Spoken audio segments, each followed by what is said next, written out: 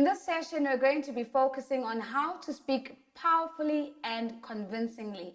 Now, I know that we have many examples of great speakers that come from all the different countries that we come from. Take a moment to think about a great speaker that you really admire. Now, you will probably find that there are some common themes that are relevant not only to your great speaker, but to my great speaker and a lot of others. And it's a really basic principle. Great orators and great speakers focus on just three things. They focus on content, they focus on structure, and they focus on delivery. So let's talk about content for a moment. If you're going to be a great speaker, you need to be very clear about the 3, 4, 5 big ideas that you're going to be selling in that particular speech. And for others, it's just one central message with sub-themes underneath.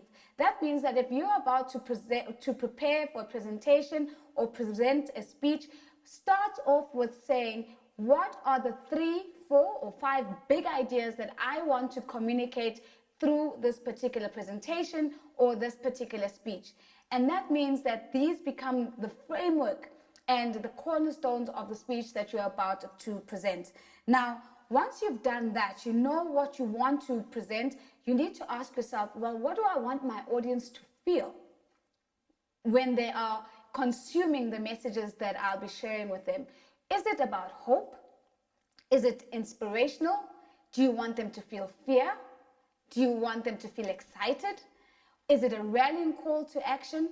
And this is really important because once you understand the emotion that you are trying to engineer and generate in your audience, it helps with the words that you will use that form part of your content.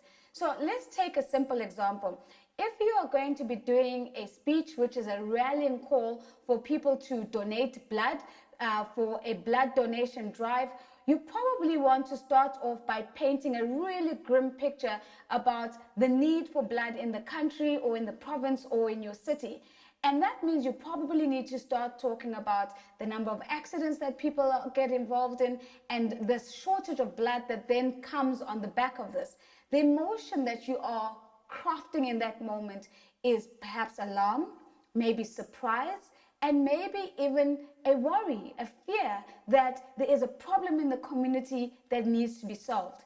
Then you move on to how they can be part of the solution. So is it by donating? Is it about donating blood? Or is it about donating money? Is it about donating food for those who do donate blood?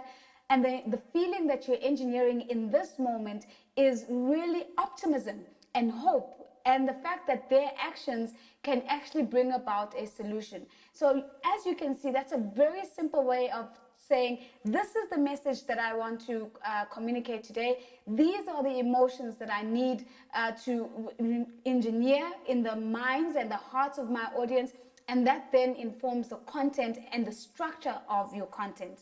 Now, let's focus on structure now. If you're going to give a really powerful speech, that means you actually have to have a really powerful structure as well. Powerful structures work like this. You start with the end in mind. So let's go back to our example of a campaign to donate blood. What you want in the end is everybody in the room to get up and go out and donate blood or donate money and be part of a solution.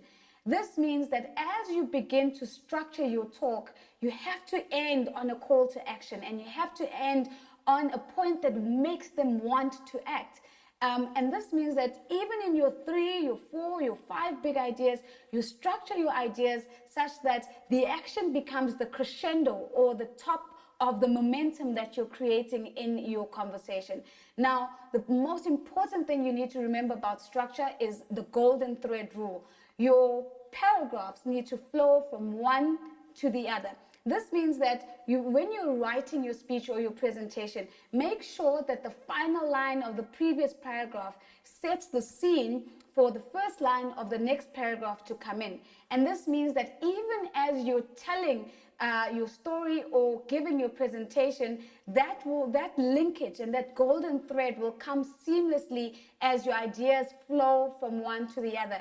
Nobody wants to listen to a disjointed speech that doesn't make any sense. And by focusing on structure, you ensure that you walk with your audience right from the beginning. Another good trick to remember as you think about structure is also to start off by telling your audience what it is that you're going to talk them through, and then talk them through that journey, and then recap in your concluding statement about what you have now achieved together.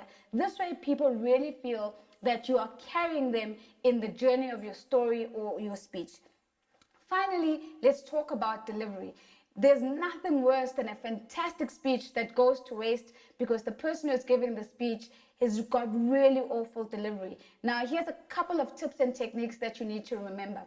If you are a person who's uncomfortable with walking around as you speak, you can stand still, but make sure that as you stand still, you stand with your legs slightly apart, and this gives you a nice solid frame that makes you come across as really credible and knowledgeable about what you're talking about. If you're a person who's comfortable with walking around, make sure that you don't pace too much and too frequently that it becomes distracting. You need to take leisured steps and measured steps so that your steps actually collaborate and corroborate with the content that you are delivering at that moment.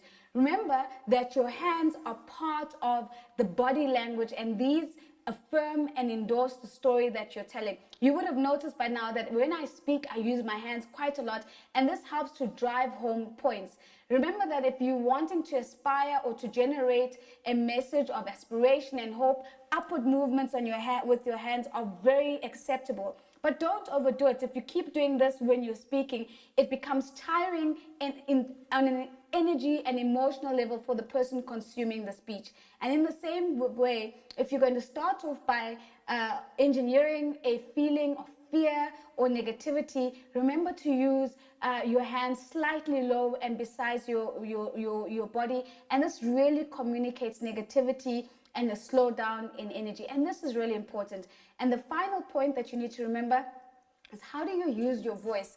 Our voices have a wide range of vocal variety. So this means at times you can speak softly and still drive home your message.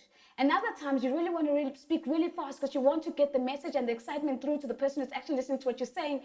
And in the process, you're actually building the momentum and the crescendo. You're taking their energy levels where you want the energy levels to be. Remember the pause. This is a golden tip that you must never forget. If you're going to bring everybody up to a certain energy level, pause. And then pick up their energy and take them in a different direction. So you see what I've done there? I've used both my voice, I've used the pause, I've used my arms and my hands to really begin to hone down and drive home some points. There's a really amazing TED Talk that we want to share with you that pulls all of these things that I've been speaking together in a really beautiful way. We're going to put the link on your screen just below now, and you'll be able to see that TED Talk. And we're going to be posting it on the Kectil Talks website. I hope you've enjoyed this session.